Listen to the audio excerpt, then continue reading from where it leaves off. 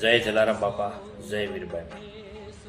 મિત્રો, 1876ની સાલમાં, કેટલા 1876ની સાલમાં વીરપુર જલારામ બાપાની જગ્યામાં અન્ન ક્ષેત્રનો પ્રારંભ કરવામાં આવ્યો હતો. પૂજ્ય જલારામ બાપા દ્વારા, પૂજ્ય વીરબાઈમાં દ્વારા આ અન્ન ક્ષેત્ર ચાલુ કરવામાં આવ્યું હતું. મિત્રો, મારા સ્કૂલની અંદર જ્યારે હું 8મા ધોરણમાં ભણતો, જ્યારે સ્કૂલમાં પ્રવાસ થયો હતો, તો એ દિવસ હજી મને યાદ છે.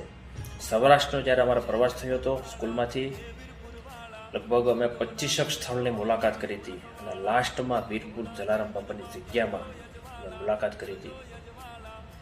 મિત્રો, આ જગ્યાની જો વાત કરું તો વિશેષ આ જગ્યાની અંદર મને અનુભવ થયો હતો, વિશેષ અનુભૂતિ થઈ હતી.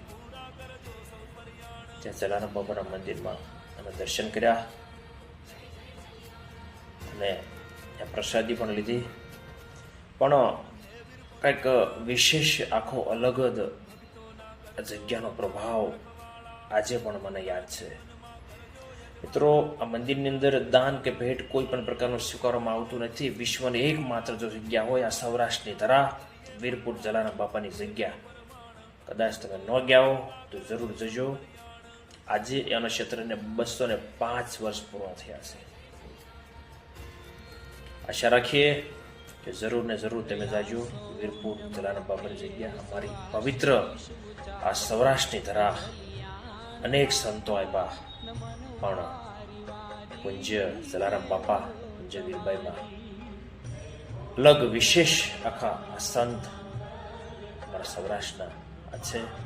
જાજો, મુલાકાત લેજો અને પ્રસાદનો પણ લાભ લેજો.